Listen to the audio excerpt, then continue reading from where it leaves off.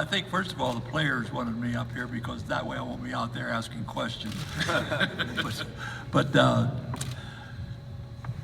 we've had 40 years of reminiscing. That's a very good word for what this team has generated. A lot of memories, and those are never going to leave. We're never going to lose those. The consistency of this team from one game to the next, to win 37 straight Big Ten games is just beyond imagination. And they did it at a time when you had to go to every other team, every other school in the league, play before its biggest crowd, its most passionate crowd, wearing that number one on their back as number one team in the country. And nobody could beat them, and nobody has matched them since, and I don't think anybody ever will. And if you look at the extras that they accomplished, like the tournament route they went through, consider St. John's would have been probably the Big East champion had there been a Big East at that time. They beat them, and they played the winner of the SEC champion against the ACC champion in the Sweet 16. That's where they played that team. And that winner played the number 2 ranked Marquette team, which became number 1 against number 2, and that's the reason we have seeding today, so they don't ever have that before the Final Four again. And then they advanced from there to play the Pac-10 champion.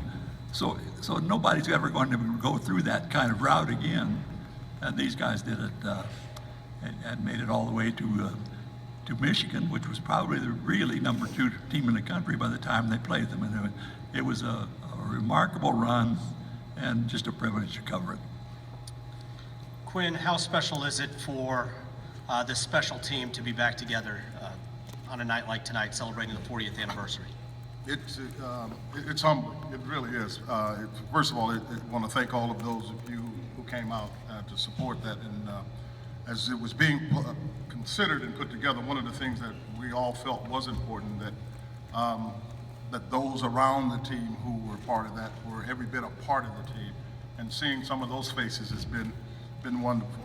It's as high an honor that I've been a part of in my life.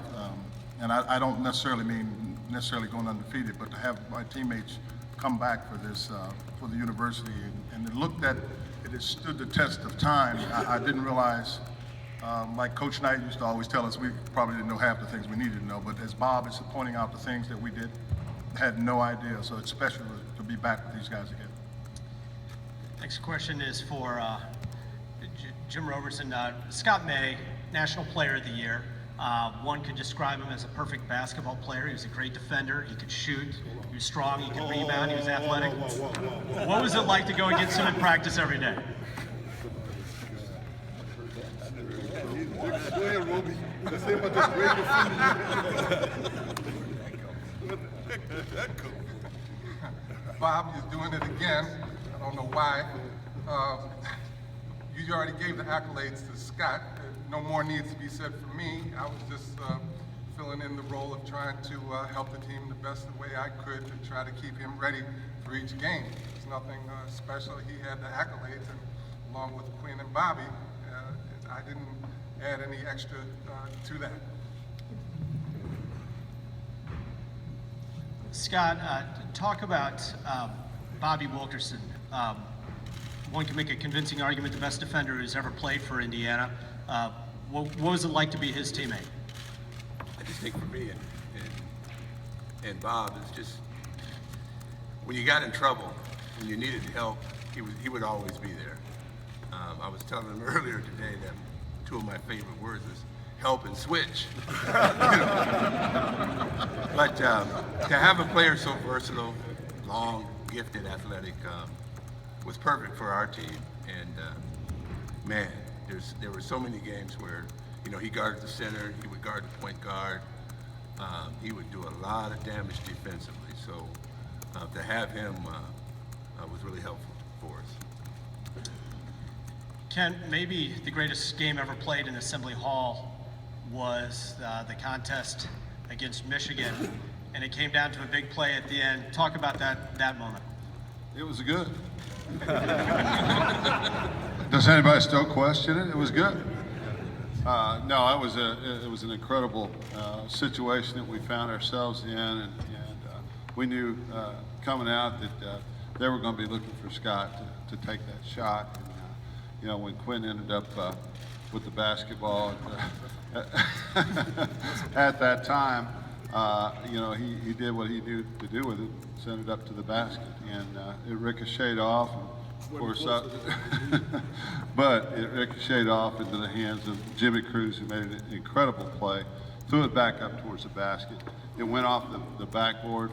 I was up there, got a chance to tip it in right as it went through right as the buzzer went off. So, no question about it. It was good. Coach Crews, you're a great and accomplished coach yourself. What was it like to learn from a master like Bob Knight, and how important he was to building this program to where it was in 1976? Well, one of the things I really appreciate about Coach Knight is when you can assemble a group of guys. And so a group of guys that you meet the first day of school as a freshman. And now we look at it 40 years later and you're still good friends. So the people that he put around you, from coaches to managers and friendships that last 40 years, that's pretty incredibly cool, and very, as Quinn said, humbling with it. And I just like to tell just one little story that kind of sums up my feelings, you know, I think about the teammates, is we're playing over at the University of Illinois, and Scott was the best player in the country. And I don't know if it was our junior year or senior year, I can't remember. And we're winning by 25 points. So, you know, our coach wasn't that brave, but he finally put me in the game. We're winning by 25. And so Scott has not come out of the game because he's going to rest in a second, but I actually make a good pass to Scott on a back cut. Now Scott is, you know, front of Sports Illustrated, the best player in the country, unbelievable guy. He makes the bucket and gets fouled. It's not important, we're 25 points up. Scott May sprints to the top of the key and gives me a big bear hug. So here's a guy that comes off the bench that's not that good a player, and he makes you feel like $1 million. That's what's really cool about these guys and the teammates that you've had for 40 years and Coach Knight put together. Tom, the first game of the year, Indiana played UCLA. It was the defending national champions. They had a New York Yankees-like run in the decade prior. Indiana handled them pretty good in that first game of the year, but UCLA talked a little bit after that game about how, well, we'll get them the next time when it counts, which was the NCAA tournament. And you put together one of your all-time great games. What are your reflections from that second contest against UCLA?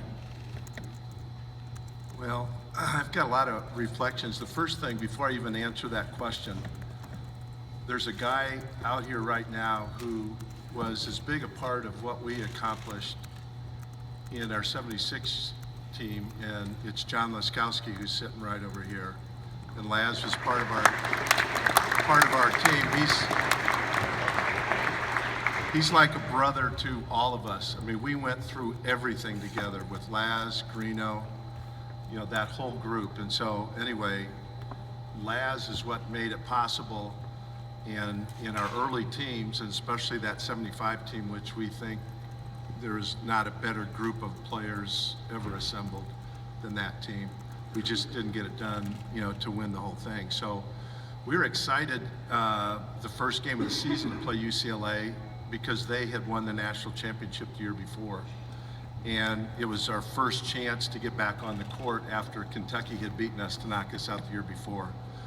Honestly, I don't remember one word that the UCLA players talked about, and I think that's what made our team, I think, pretty successful. Coach Knight had a way of making sure we didn't get caught up with the media and worrying about that stuff. But that game was a big game, the Final Four game, and like you said, it was, you know, a good game for me. But, you know, whoever had an opportunity to perform and do what they could do to help us win, that's all we were all about.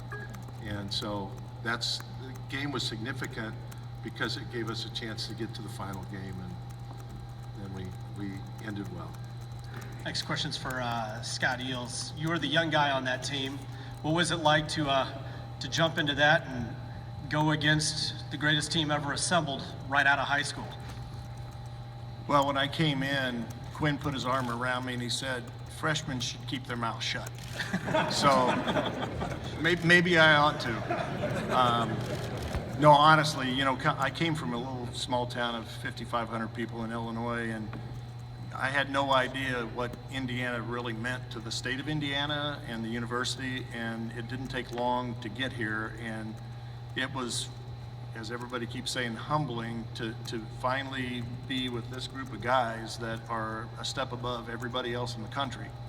And I learned so much, not only about basketball, but about life from them and coach. And so it was definitely an honor to be a part of this group.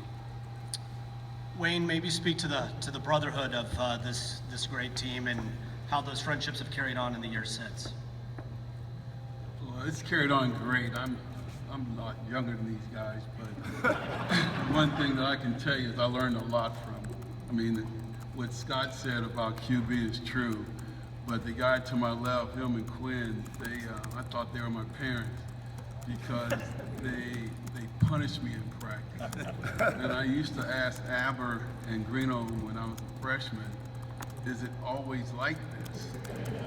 And Greeno says, man, these guys love you. I said, they have a hard way and a tough way of proving it, but it makes you grow and learn and understand what Indiana basketball is all about. And I wouldn't trade it for anything in the world. Bobby, next question's for you. Sitting next to you is Ken Benson, who's one of the most decorated players we've ever had. What was it like to play with him and watch him operate every single day? Say that again. Ken Benson was a really good basketball player. Talk about how good Ken was. Kent. Okay. Yeah. Well, it was good. Me and Kent played against each other in high school, so I already knew him, and we've already become friends. So I was happy to see him come to Indiana University because I knew that he could add something to the team. And it would just take work because I was really glad he got there because Coach Knight didn't have to holler at me no more. He took it over for Kent for that whole year. And I blossomed after that, so all was well.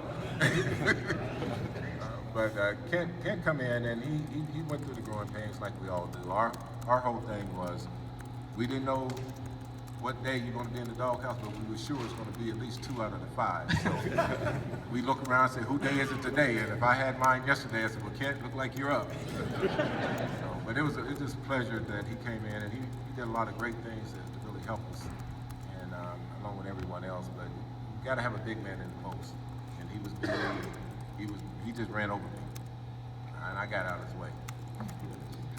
Next one's for Quinn and Scott. There's a photograph after winning the national championship that's probably the most iconic, famous photograph in the history, not just of IU basketball, but the entire athletic department. Where Coach Knight's there smiling, you're hoisting the trophy, and both of you have the nets dangling around your neck. Can you recall what your emotions were at that time after winning the NCAA championship and kind of the elation after completing that goal? I think for me it was mission accomplished. You know, we had fell short the year before, and we lost Green and Laskowski, and I'm sure that everybody was like, well, can they do it? And for me personally, you know, I had an injury and I was fighting my way back the whole year.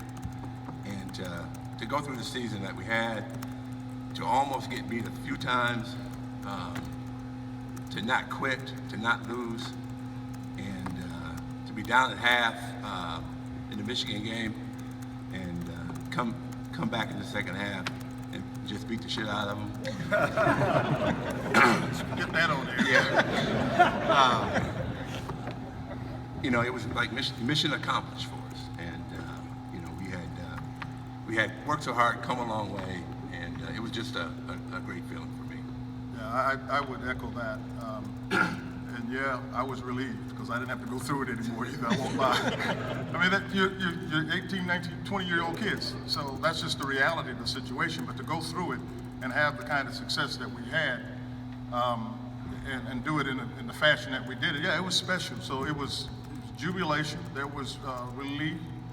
But I think all of us, and I at risk here because I'm speaking for the team. The biggest part of that I like is I see the smile on Coach Knight's face, and we didn't see that very often. So you know it's a memorable moment. It's a moment when you see that on his face, and we all, that was kind of, that's a reflective reaction to the picture, but my initial reaction is like Scott said, mission done. And can I say this so we can clear the air? People always ask me, which team is better, the one in 75 or the one in 76? And I always say, if you win, you're the best. If you don't win, I mean, how can you say that you're the better team? We can have an argument on that. You gotta win. Speaking of